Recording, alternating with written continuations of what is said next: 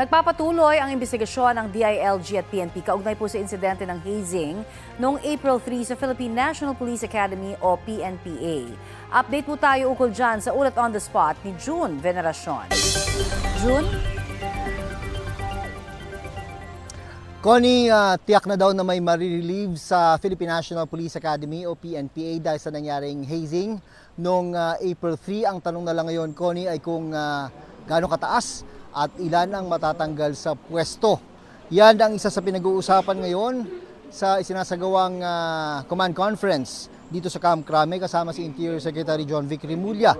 Ito'y matapos aprubahan ni PNP Chief Jose Melencio Nartates Jr. ang pre-charge evaluation sa ilang matataas na opisyal ng PNPA. May mga tatamaan daw sa ilalim ng command responsibility lalo pat April 3 nangyari ang hazing pero nakarating lang daw kay Nartates ang report noong April 7. Sabi ni Remulla, kalunos-lunos ang nangyari sa 22 first-year cadet na nagtamo ng third-degree burns matapos buhusan ng muriatic acid. Meron pang araw isang biktima na inabot pati mga pribadong parte ng katawan. 3 second-year cadet ang arestado at sinampahan ng reklamong paglabag sa anti-hazing law. Sabi ni Remulla, walang malinaw na dahilan kung bakit nangyari ang hazing. Mukhang may psychological problem daw ang mga may gawa nito. Sumasailalim daw sa medical at psychological treatment ang mga biktimang kadete.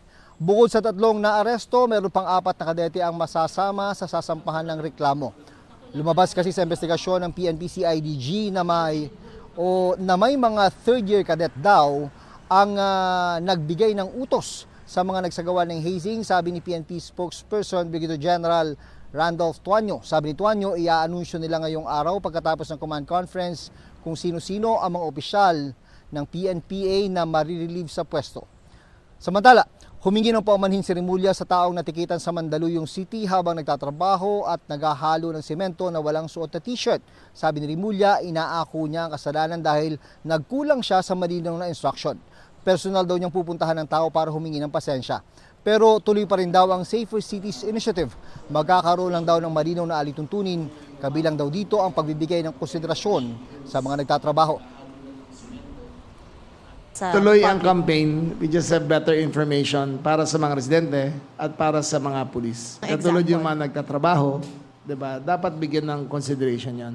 We will review the policy.